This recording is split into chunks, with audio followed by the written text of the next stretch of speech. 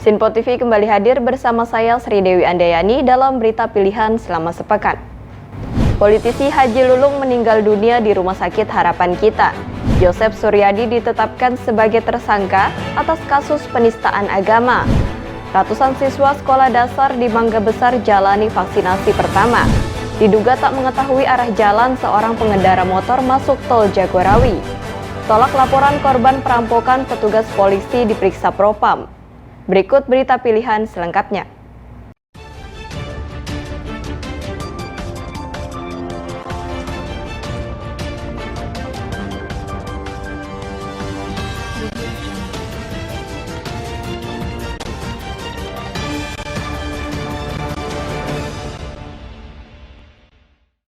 Politisi P3 Abraham Lunggana alias Haji Lulung meninggal dunia di Rumah Sakit Harapan Kita, Jakarta Barat pada Selasa pagi.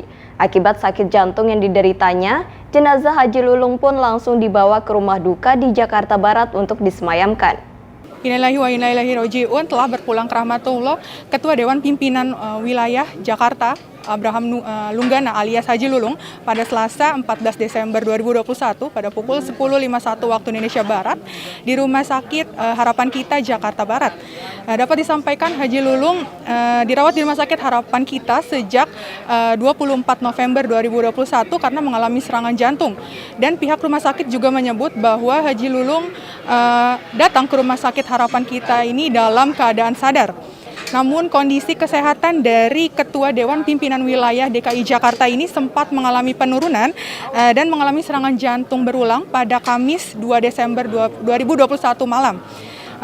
Dan juga suasana rumah duka sudah ramai oleh sejumlah pelayat yang mendatangi rumah duka di Jalan ES Sukabumi Utara, Kebonjeruk, Jakarta Barat. Dan sejumlah kursi plastik serta karangan bunga duka juga telah berdatangan ke rumah duka. Dengan aturan protokol kesehatan yang ketat, pelayat semuanya juga tidak diberikan izin masuk ke rumah duka. Sejumlah politisi juga telah berdatangan ke rumah duka untuk memberikan penghormatan terakhir kepada Haji Lulung beserta keluarga besarnya di rumah duka. Berdasarkan pantauan kami, ambulans yang mengangkut jenazah Haji Lulung tiba di lokasi sekitar pukul 13.00 waktu Indonesia Barat untuk disemayamkan di rumah duka. Dan rencananya juga pemakaman akan dilaksanakan di pemakaman Karet Bifak pada pukul ba'da asar atau setelah sholat asar.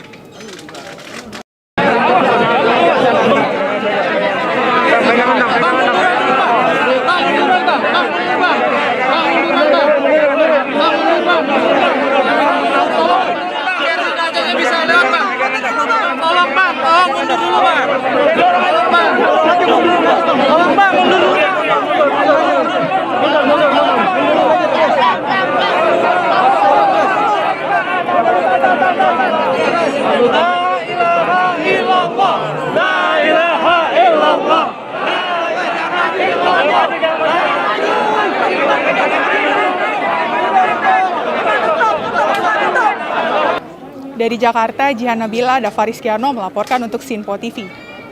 Direktorat Kriminal Khusus Polda Metro Jaya menetapkan Joseph Suryadi sebagai tersangka atas kasus dugaan penistaan agama. Kasus tersebut terkait postingannya di grup WhatsApp yang berisikan penghinaan terhadap Nabi Muhammad. Kabid Humas Polda Metro Jaya Kombes Pol E. Zulpan mengatakan telah melakukan pemeriksaan terhadap Joseph Suryadi. Ia menyampaikan pemeriksaan berkaitan soal postingan yang dianggap telah melakukan penistaan agama dengan kata-kata atau kalimat yang menimbulkan rasa kebencian atau permusuhan. Terkait kasus tersebut, Polda Metro Jaya telah menindaklanjuti dengan menahan tersangka dan beberapa barang bukti yang telah disita. Kini tersangka terjerat pasal 27 ayat 1 Junto, pasal 45 ayat 1 Junto, pasal 28 ayat 1 Junto, pasal 45 ayat 2 dengan ancaman kurungan penjara maksimal 6 tahun.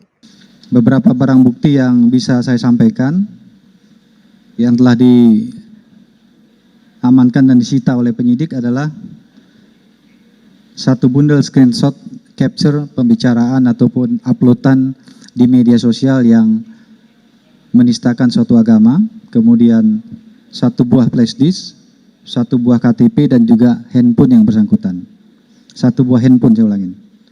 Kemudian pasal yang dipersangkakan adalah pasal 27 ayat 1, junto pasal 45 ayat 1, dan atau pasal 28 ayat 1, junto pasal 45 ayat 2, Undang-Undang Nomor 16 Tahun 2016 tentang perubahan atas Undang-Undang Nomor 11 Tahun 2016 tentang informasi dan transaksi elektronik, dan atau pasal 156 KUHP dan atau pasal 156A KUHP.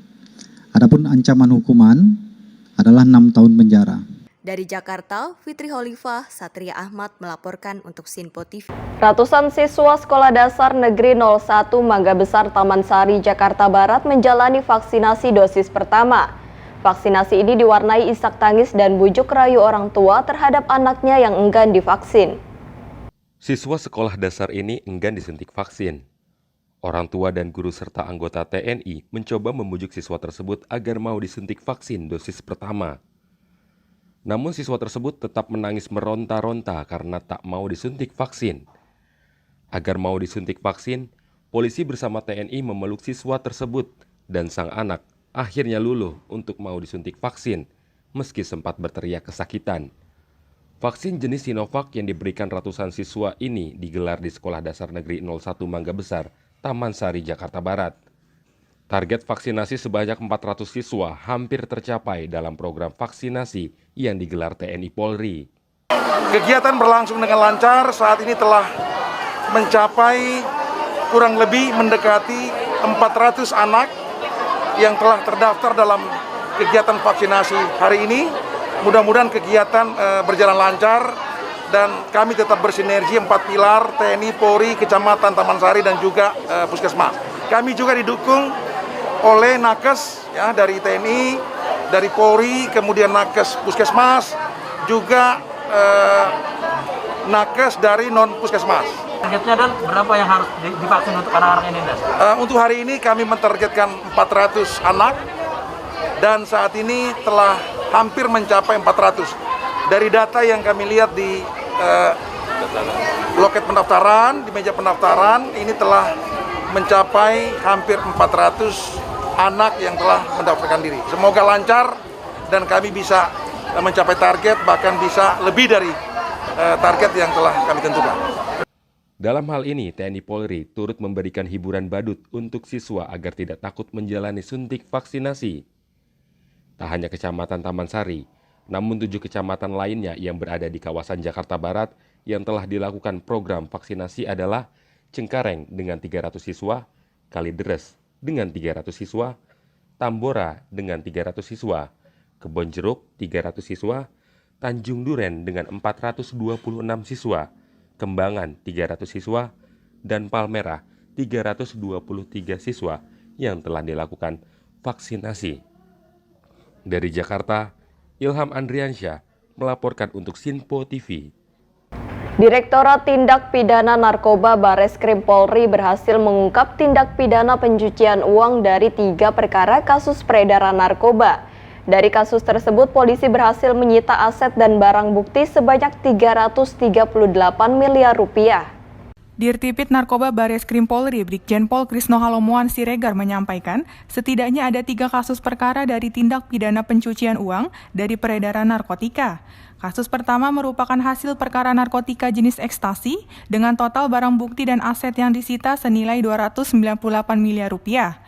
Kasus kedua merupakan tindak pidana narkotika jenis sabu yang disita oleh petugas sekitar 9,8 miliar rupiah. Atas kasus tersebut, polisi telah berhasil mengamankan 5 orang yang kini telah menjadi status tersangka.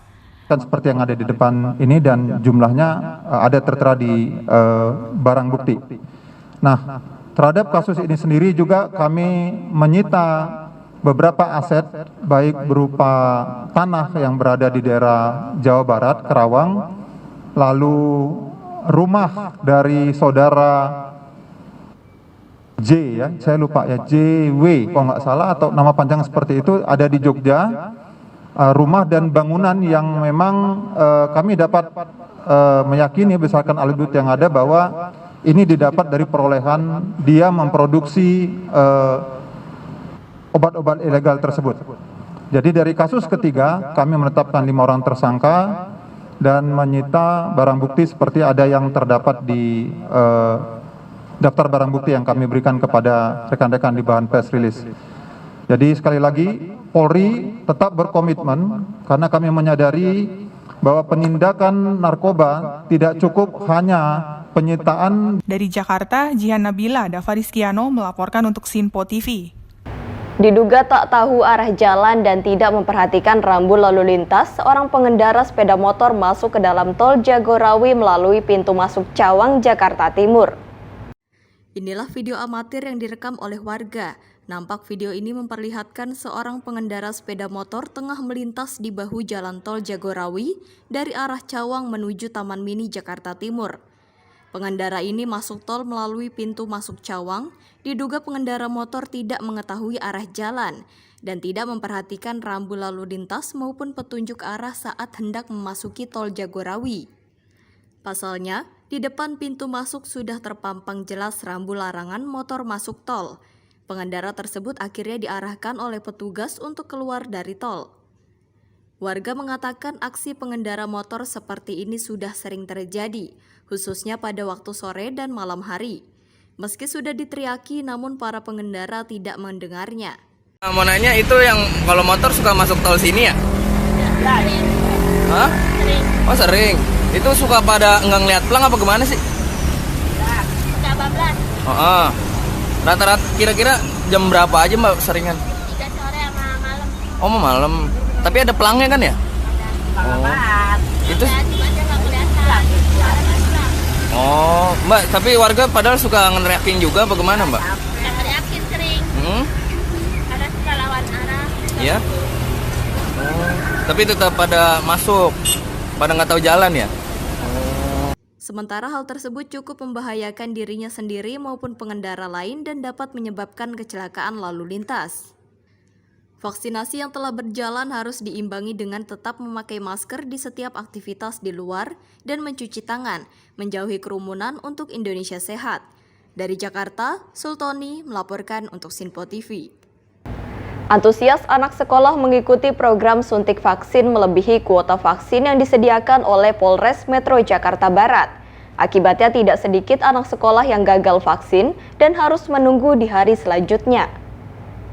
Puluhan anak sekolah dasar mengikuti vaksinasi anak antara usia 6-12 tahun di Sekolah Dasar Negeri Duri Utara, Tambora, Jakarta Barat yang digelar oleh Mapolres Metro Jakarta Barat. Gerai vaksin presisi digelar pihaknya secara serentak di 8 kecamatan di Jakarta Barat dengan target 4.000 anak. Namun melihat animo masyarakat untuk melakukan suntik vaksin yang cukup tinggi, maka peserta vaksin melebihi kuota yang disediakan Mapolres Jakarta Barat. Sehingga sebagian orang tua murid harus menelan kekecewaan lantaran anaknya gagal vaksin dan harus menunggu hari selanjutnya untuk disuntik vaksin. Bu Su tadi anaknya udah divaksin. Gimana Bu? Ada gejala nggak Bu? Nggak ada. Sama sekali nggak ada. Pusing atau mual atau gitu nggak ada. Berarti aman Bu ya. Tadi vaksin apa sih Bu yang diterima Bu? Sinovac. Dosis berapa? Pertama. Dosis pertama. Gagal vaksin kenapa Bu tadi? Kuotanya habis. Kuotanya habis. Emang udah ngantri dari kapan? Dari jam 10, bilangnya jam 10 udah di sini. Padahal udah ngantri 1 jam. Terus rencana akan vaksin kapan? Nggak tahu, belum dikasih tahu nanti. Kecewa nggak sih Bu? Ya iyalah. Iyalah udah ngantri capek-capek. Panas-panasan jalan kaki ya. Jadi, katanya nanti diinfoin lagi. Baru melaksanakan kegiatan sesuai instruksi dari pimpinan vaksinasi TNI Polri khusus usia 6-11 tahun. Ini karena sudah ada hasil uji klinis dari pemerintah, sehingga kita diinstruksikan untuk melanjutkan kegiatan vaksinasi khususnya 6-11 tahun. Karena di wilayah Jakarta, khususnya di Jakarta Barat, vaksinasi usia dewasa sudah maksimal. Sekarang sasaran kita ke anak-anak usia 6-11 tahun. Setelah vaksinasi terhadap orang dewasa dan lansia telah tercapai, diharapkan vaksinasi anak usia 6-12 tahun di wilayah Jakarta Barat juga bisa mencapai target agar bisa terciptanya herd immunity. Sementara itu, guna menarik minat anak-anak, hiburan berupa badut sulap dan door prize berupa sepeda juga disediakan pihak penyelenggara pada saat pelaksanaan suntik vaksin. Dari Jakarta, Ilham Andriansyah melaporkan untuk Sinpo TV. Lembaga Bantuan Hukum Himpunan Kerukunan Tani se-Indonesia menggelar rapat kerja pengukuhan pengurus 20 DPD se-Indonesia dan pembekalan nasional hukum agraria. Dalam rapat kerja LBH HKTI, program pendampingan kepada masyarakat menjadi program jangka panjang. Ketua Umum LBH HKTI Apriansyah mengatakan, LBH HKTI adalah salah satu lembaga yang mengutamakan kepentingan masyarakat di seluruh Indonesia, khususnya masyarakat di kalangan petani. Program jangka panjang LBH HKTI yakni selalu mendampingi masyarakat serta memperjuangkan hak-hak masyarakat.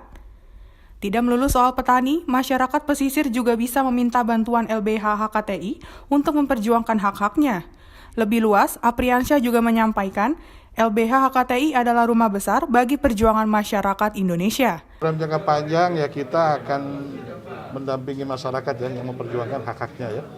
Kita dari Sabang sampai Merauke, dimanapun masyarakat Indonesia berada, kita akan selalu berada di depan untuk membantu masyarakat memperjuangkan hak-hak hukumnya.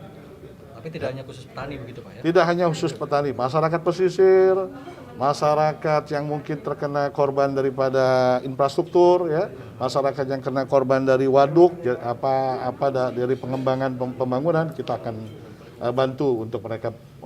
Kalau mereka mendapatkan haknya tidak sesuai, kita akan perjuangkan. Dari Jakarta, Jihan Nabila, Dava Rizkiano melaporkan untuk Sinpo TV. Hendak melaporkan kasus pencurian ke Polsek Pulau Gadung, pelapor mendapat perlakuan yang tidak menyenangkan dari oknum polisi.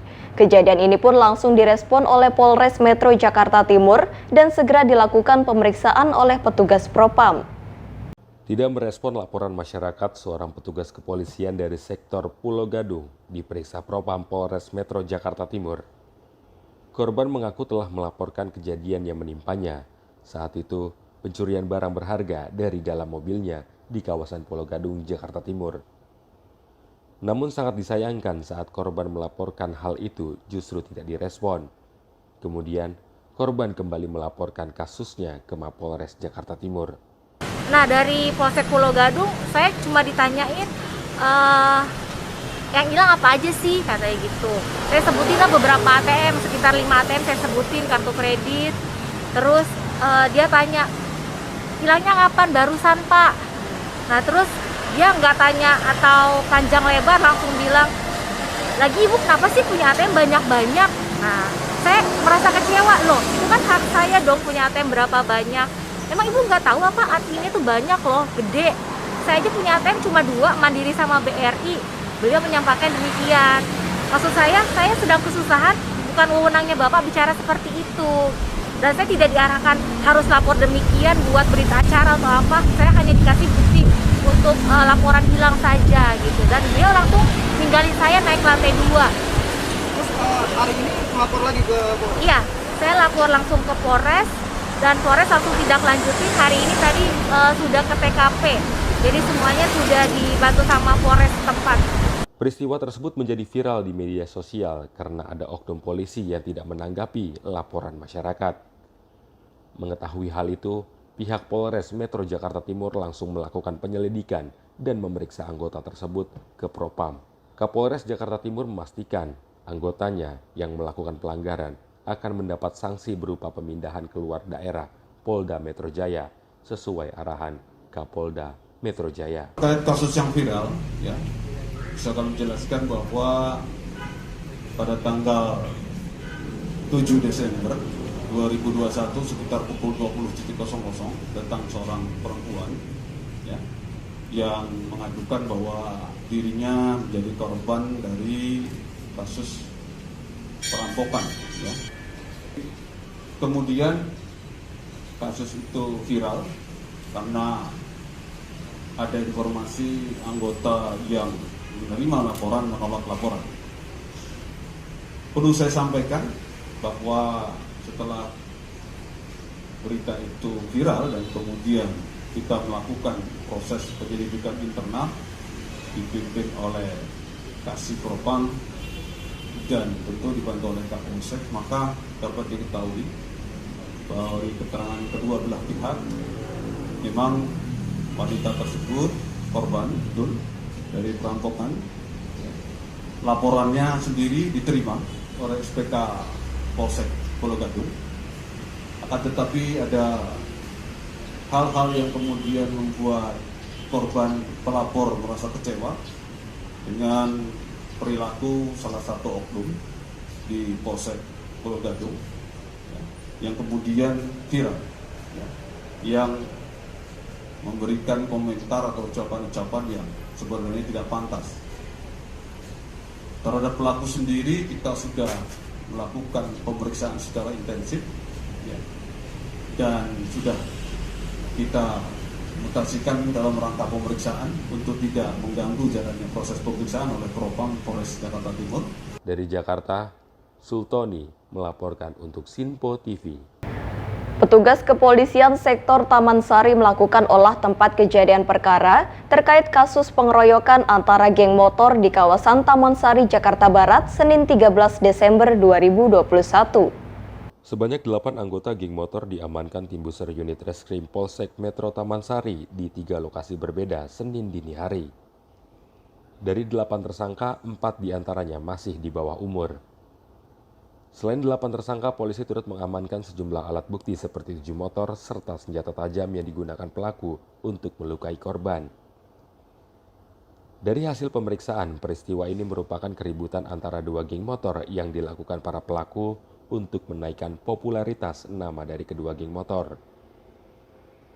Melalui media sosial, kedua geng motor ini mengatur pertemuan untuk melakukan aksi tawurannya di Jalan Merdeka Barat di kawasan Patung Kuda Gambir, Jakarta Pusat. Bentrokan 2 geng motor ini pun meluas hingga ke Jalan Gajah Mada, Jakarta Barat. Saat berupaya melarikan diri, kedua korban yang menggunakan sepeda motor menabrak mobil hingga terjatuh dan akhirnya dikeroyok oleh kelompok lawan. Kedua korban pun kini masih dalam penanganan medis di rumah sakit akibat luka senjata tajam dan benda tumpul yang dideritanya. Anggota geng Utara Pusat, yaitu korban yang tadi kami tampilkan inisialnya, mengalami kecelakaan karena menabrak mobil yang sedang parkir di pinggir jalan. Karena terjatuh, kemudian kedua korban ini dikeroyok oleh beberapa anggota geng motor Aliansi Barat Bersatu. Berulang kali mereka melakukan kekerasan, senjata tajam, dan kedua korban mengalami luka bacok dan bentuk luka yang lain saat ini sedang dalam penanganan medis. Hasil olah TKP, kemudian pengumpulan bahan keterangan di TKP dari saksi-saksi maupun kegiatan analisa CCTV yang ada di perlintasan yang diduga dilewati oleh kedua kelompok ini, maka unit reskrim Polsek Metro Taman Sari mengidentifikasi kelompok kedua geng motor. Dan kemudian kami berhasil menangkap 8 pemuda. Ya, dari kelompok asal kami mengidentifikasi 3 asal Kembangan, Jakarta Barat, kemudian 1 pemuda asal Tanah Abang, kemudian 4 berasal dari Jakarta Utara. Penjaringan.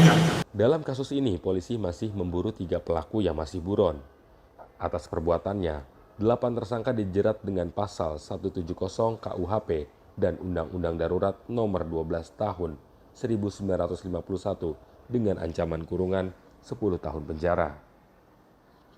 Dari Jakarta, Ilham Andriansyah melaporkan untuk Sinpo TV. Kelompok kriminal bersenjata Papua kembali melakukan aksi teror di pos Brimob Distrik Serembakom, Pegunungan Bintang, Papua pada Senin 13 Desember 2021 pagi. Terkait hal itu, anggota DPR RI turut menyoroti aksi teror yang dilakukan oleh KKB. Kelompok kriminal bersenjata Papua kembali melancarkan aksinya pada 13 Desember 2021 dengan melakukan penembakan pos Brimob di Distrik Serembakom, Kabupaten Pegunungan Bintang, Papua. Atas peristiwa tersebut, anggota Komisi 3 DPR RI Arsul Sani menilai penyerangan yang dilakukan kelompok separatis tersebut sangatlah ironis. Arsul menuturkan bahwa Panglima TNI Jenderal Andika Perkasa sudah melakukan pendekatan secara humanis dan dinilai sudah tepat. Namun hal itu tidak disambut baik oleh kelompok kriminal tersebut. Ia berharap dari peristiwa ini pemerintah tetap tegas menindak segala tindakan teror yang dilakukan kelompok separatis teroris, di samping pendekatan teritorial secara humanis yang diperintahkan Panglima TNI Jenderal Andika Perkasa. Ya, ini memang ironis ya. Di satu sisi Panglima TNI dan Kasat itu mencoba untuk memperbesar ruang pendekatan teritorial, bukan pendekatan perang ya. Tetapi kelompok-kelompok kriminal bersenjata yang beberapa waktu yang lalu juga kita labeli sebagai kelompok separatis teroris itu tampaknya tidak berubah sikap. Nah, dalam situasi seperti itu tentu kita tetap mendorong agar pendekatan-pendekatan teritorial, pendekatan-pendekatan yang lebih humanis sifatnya ya, yang diinisiasi oleh Panglima TNI dan Kasat itu tetap diteruskan. Namun itu jangan mengendorkan kemudian ya operasi penindakan yang memang harus dilakukan ketika KKB-nya itu melakukan tindak-tindak kriminal bahkan yang sudah bersifat teror ya. Aksi teror tersebut juga turut ditanggapi anggota Komisi 1 DPR RI, Dev Laksono, saat ditemui tim Sinpo TV di ruangannya. Dirinya menilai langkah yang dilakukan pemerintah untuk menumpas kelompok separatis teroris Papua sudah tepat. Aparat harus memproses secara hukum kepada para kelompok bersenjata tersebut, serta mendukung pemerintah untuk menelusuri otak utama kelompok KKB yang meresahkan masyarakat di Papua. Proses untuk pencarian para teroris ini, proses untuk menangkap mereka itu sudah tepat. Dan ini mereka akan terus melakukan kegiatan-kegiatan ini tujuannya untuk apa? Untuk menunjukkan bahwa mereka itu ada. Dan persoalan ini akan terus berlanjut sampai dengan mereka itu benar-benar bisa ditumpas dengan habis. Ya tentu dan penumpasan itu bukan berarti harus dengan membabi buta menembaki seluruh orang yang dicurigai, ya tetap harus menggunakan proses hukum. Dari Jakarta, Andi Rezaldi, Abda Dewi melaporkan untuk Sinpo TV. Demikian berita pilihan selama sepekan kali ini. Ikuti terus berita terkini di Sinpo TV, Sinpo ID, dan media sosial Sinpo lainnya. Saya Sri Dewi Andayani dan kru yang bertugas pamit undur diri. Selamat berakhir pekan dan sampai jumpa.